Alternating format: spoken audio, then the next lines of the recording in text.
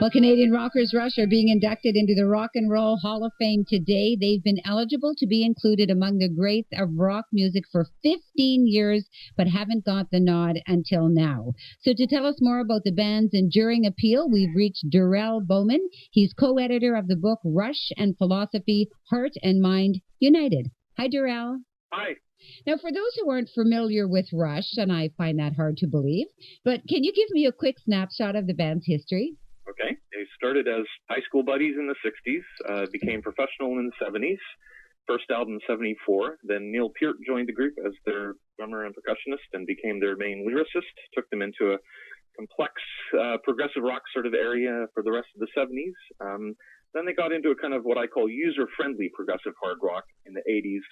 Albums like Moving Pictures, songs like Tom Sawyer that most people probably know, a more concise kind of area, but also into technology, synthesizers, and a kind of new wave influence on some of their music.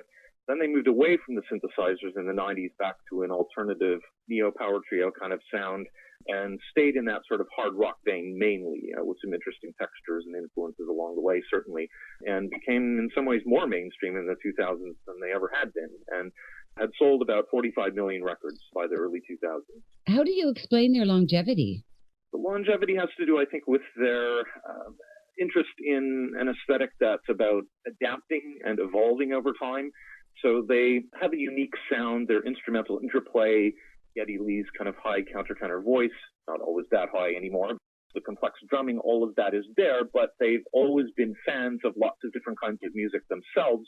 So they've been willing and interested to fold different kinds of things into what they do, which has brought other fans along over the years, discovering an album in more recent decades and then rediscovering the older music that they didn't know before, that kind of thing. So the band has this whole catalog that everybody gets through eventually. Well, it seems there's no middle ground with Rush. You either love him or you hate him. So why is that? Yeah. I think that, I mean, a lot of people are looking for the music that reflects the particular period in which they're living, right? So they expect a trend or style that is current, and Rush have always kind of bucked that and done their own thing and never quite fit in the mainstream aesthetic in the same way that other bands might try to do that more. So you think about bands, also classic rock bands like Foreigner and Journey, who had huge sort of pop ballad songs as well. And those groups haven't survived with the same level of intensity of fan engagement as Rush has, because Rush has adapted and changed over time. And that adaptation, I think, throws some people off. They don't want that. They want the music to sound like it's from now, so they'll listen to a current group instead of listening to a band that's been around for so long and trying to sort of do weird new things as it went along. That being said, you know that the band's been around for so long.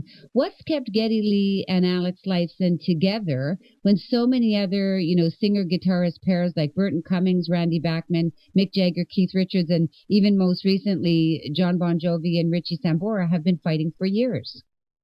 Yeah, the fighting, they certainly fight. They don't always agree, but they were friends since they were 13, 14, 15 years old, and kind of have a very close connection. I mean, they're basically family. They're practically brothers, really. I mean, they're almost exactly the same age. They grew up in almost exactly the same place. So they have a connection that's quite different than just a music industry kind of having been thrown together into fame. They've grown up together. Everything they've done musically, touring, what they've read, interviews they've done, things they've been interested in. Geddy Lee's really interested in baseball and wine, for example. Alex is a pilot. So they've gone in and done interesting things, and Neil Peart has written a bunch of books as well. So they all have their own projects and their own family lives, and they keep involved. They go, when they're on tour, they don't smoke weed and hang out with groupies. They read philosophy and go to museums. So they have very sort of balanced, interesting, busy lives apart from the music, and they've remained friends both musically and apart from the music. So when you see them interviewed, they're very self-effacing. Another of the interviewers described them as very Canadian. They're self-effacing. They don't take themselves seriously. They take their music extremely seriously, as their fans do. So that's part of it, I think. So getting inducted into the Rock and Roll Hall of Fame, what do you think it means to the band? It doesn't mean that much to the band from what I've seen. They're happy for their fans, and Geddy's happy for his mom, things like that. They're very cute about that. I think they're probably being a bit, untruthful on that they probably are kind of tickled by it. I know that they're nervous about what they'll say during the awards honor because, I mean, other than some Canadian industry things, they haven't really had mainstream attention for awards and things like this very much. They've been nominated for some Grammys before but haven't won. So they'd rather play music for 50,000 people than talk to a auditorium of people attending their induction. So, yeah, I don't think it's a big deal to them. For them, their career and their fan base and their continuing activities, even to this day, and still touring until, I mean, they're all around kind of 60. So, Chuck Berry and people were still playing into their 70s and 80s, and Rolling Stones are still around. So who knows how long they'll continue. They may gracefully bow out at some point, or maybe they'll move into completely different areas, score some films or something like that. Who knows? Well, it is an exciting day for Rush fans anyway. Durrell, thanks so much. Really interesting insight into the band today. Okay. Thanks. Okay, take care. Bye-bye. Okay, bye. So that's Durrell Bowman, and Rush is being inducted into the Rock and Roll Hall of Fame tonight in L.A.